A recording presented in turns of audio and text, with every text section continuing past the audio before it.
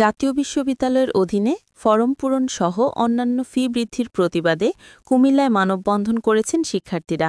মানববন্ধন শেষে কলেজের ক্যাম্পাসে মিছিল করেন শিক্ষার্থীরা। রবিবার দুপুরে কুমিল্লা সরকারি টিচার্স ট্রেনিং কলেজে এ মানববন্ধন হয়। এ সময় টিচার্স ট্রেনিং কলেজের অধ্যক্ষের মাধ্যমে জাতীয় বিশ্ববিদ্যালয়ের স্মারকলিপি পাঠান তারা।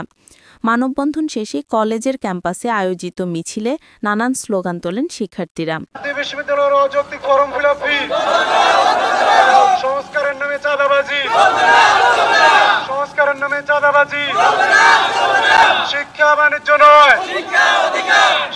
মানববন্ধনে শিক্ষার্থীরা বলেন, আমরা এমনিতে সেশন জটে পড়ে আছি। 1 বছরের এমএড প্রায় 18 মাস হয়ে গেছে, 12 মাসের এমএড 18 মাস হয়ে গেছে।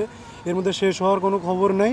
এর মধ্যে ফর্ম ফিল আপের একটা নোটিশ দিল একবার অযৌক্তিকভাবে, এমন একটা ফর্ম ফিল আপ দিল যা আমাদের মানে সাধ্যের বাহিরে চলে গেছে। গত বছর 4500 টাকা ছিল ফর্ম ফিল আপ, এবার বড় জোর বাড়লে 500 টাকা বাড়তে পারে, ঠিক আছে, কিন্তু এতটা দ্বিগুণ হওয়াটা আমাদের সবার জন্যই সাধ্যের বাহিরে। আমরা কিন্তু এখন ওই পর্যায়ে নাই কেউ যে আমরা মা বাবার হোটেলে বসে খাবো।